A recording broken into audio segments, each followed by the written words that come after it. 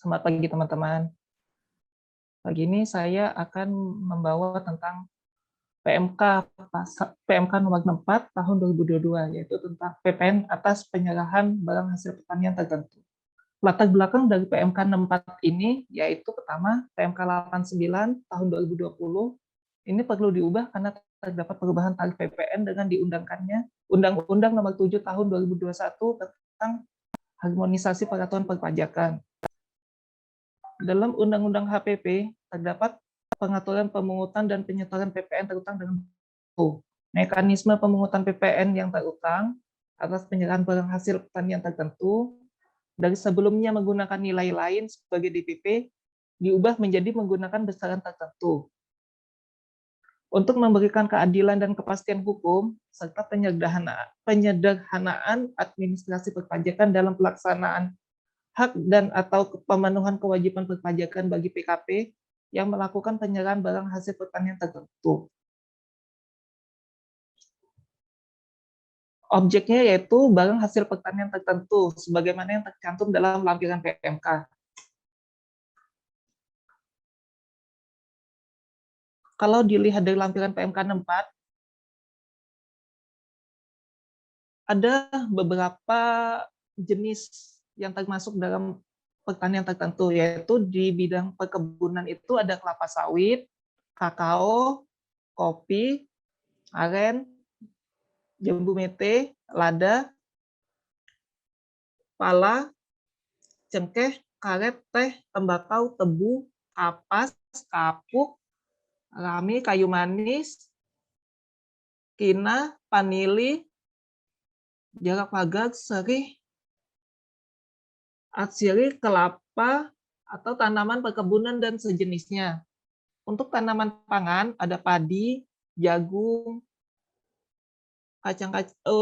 padi dan jagung, kacang-kacangan, umbi-umbian,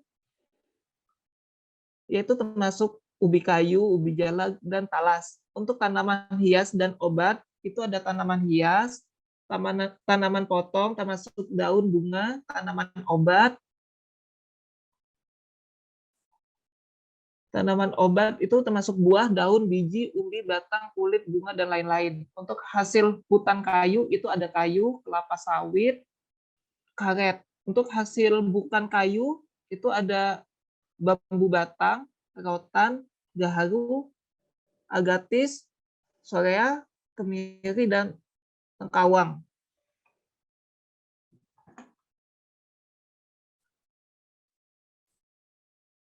Untuk tarifnya yaitu mulai 1 April 2022 menggunakan tarif 1,1%.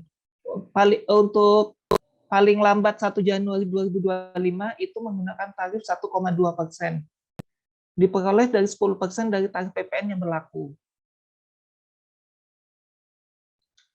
Terutang PPN itu 1,1% dikali harga jual penyerahan barang hasil pertanian tertentu. Ketentuan penggunaan besaran tertentu. PKP dapat menggunakan besaran tertentu barang hasil pertanian tertentu untuk memungut dan menyetorkan pajak tambahan nilai yang terutang dengan menyampaikan pemberitahuan. Pemberitahuan disampaikan paling lambat pada saat batas waktu penyampaian SPT, masa PPN, masa pajak utama, dimulainya menggunakan besaran tertentu PPN terutang atas penyerahan barang hasil pertanian tertentu.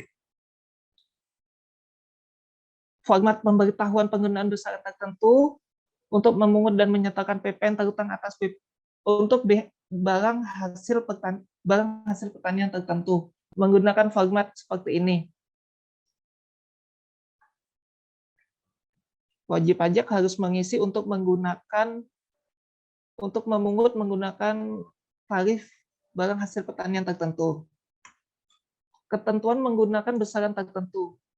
PKP yang telah memilih menggunakan besaran tertentu dapat beralih untuk memungut PPN yang terutang dengan tarif sebagaimana diatur dalam pasal 7 ayat 1 Undang-Undang Pajak Pertambahan Nilai. PKP yang beralih untuk memungut PPN yang terutang dengan tarif sebagaimana diatur dalam pasal 7 ayat 1 Undang-Undang PPN harus menyampaikan pemberitahuan. PKP yang beralih sebagaimana dimaksud di atas tidak dapat menggunakan kembali besaran tertentu untuk masa-masa dan tahun-tahun pajak berikutnya. Ini format pemberitahuan beralih untuk menggunakan PPN yang terutang dengan tarif sebagaimana diatur dalam pasal 7 ayat 1 Undang-Undang PPN atas penyerahan barang hasil pertanian tertentu. Wajib pajak harus membuat pemberitahuan seperti format terlampir. Saat pembuatan faktur pajak, PKP wajib menerbitkan faktur pajak saat penyerahan barang hasil pertanian tertentu, yaitu dengan faktur pajak kode 05. PKP yang memungut dengan menyetor PPN terutang atas penyerahan barang hasil pertanian tertentu dengan besaran tertentu wajib menerbitkan faktur pajak sesuai dengan ketentuan peraturan perundang-undangan yang berlaku. Untuk pengkreditan pajak masukan atas perolehan barang kena pajak dan atau jasa kena pajak, impor barang kena pajak, serta pemanfaatan barang kena pajak tidak berwujud dan pemanfaatan jasa kena pajak dari luar daerah pabean di dalam daerah pabean sehubungan dengan kegiatan penyerahan barang hasil pertanian tertentu ini tidak dapat dikreditkan. Ketentuan peralihan. PKP yang menyerahkan barang hasil pertanian tertentu menggunakan nilai lain sesuai dengan PMK 89 tahun 2020 dianggap memilih menggunakan besaran tertentu barang hasil pertanian tertentu dan dianggap telah menyampaikan pemberitahuan. Jadi untuk wajib pajak yang menggunakan nilai lain tidak perlu melakukan permohonan karena otomatis dianggap telah menyampaikan pemberitahuan dan dianggap memilih menggunakan besaran tertentu. Tapi wajib pajak yang mau beralih menjadi wajib pajak yang tadinya menggunakan tarif nilai lain tapi mau beralih ke tarif biasa, itu wajib melakukan permohonan. PKP dapat beralih untuk memungut pajak tambahan nilai tambahan nilai yang terutang dengan mengalihkan tarif sebagaimana dimaksud dalam pasal 7 Undang-Undang PPN dengan harga jual beralih tersebut mengikuti ketentuan sebagaimana dimaksud dalam pasal 5 PMK 64 tahun 2022. Pada saat PMK 64 ini mulai berlaku, maka PMK 89 tahun 2020 tentang nilai lain sebagai dasar pengenaan pajak atas penyerahan barang hasil pertanian tertentu dicabut dan dinyatakan tidak berlaku. PMK 64 tahun 2022 ini mulai berlaku pada tanggal 1 April 2022. Contoh kasus, pada bulan Mei 2022, PT Gula Abadi melakukan penyerahan batang tebu sebanyak 70 ton ke perusahaan-perusahaan gula. Apabila harga per ton adalah 6.500.000, berapa PPN terutang atas penyerahan batang tebu? Berdasarkan PMK 64 tahun 2022, pengusaha kena pajak yang melakukan kegiatan penyerahan barang hasil pertanian tertentu dapat menggunakan besaran tertentu untuk memungut dan menyetorkan PPN yang terutang.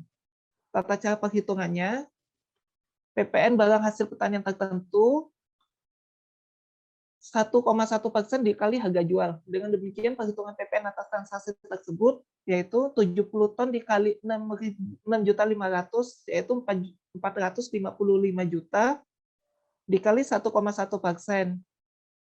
Jadi untuk PPN-nya sebesar 5.005.000 rupiah. Kasus kedua, PT Kopi Jaya merupakan perusahaan yang bergerak di bidang industri pengolahan kopi. Pada bulan Juni 2022 dilakukan penyerahan biji kopi kering sebesar 546 juta dan biji kopi sangrai sebesar 450 juta. Berapakah PPN terutang atas penyerahan tersebut? Berdasarkan PMK 64 tahun 2022 dijelaskan bahwa biji kopi kering dan kopi sangrai masuk dalam rincian barang hasil pertanian tertentu karena PPN. Tata cara perhitungannya 1,1 dikali harga jual. Dengan demikian perhitungan PPN atas transaksi tersebut nilai penyerahan kopi kering tambah kopi sangrai yaitu totalnya 996 juta dikali 1,1%, yaitu PPN-nya 10.956.000. Cukup sekian paparan saya tentang PMK 64 tahun 2022 ini. Saya ucapkan terima kasih atas perhatiannya.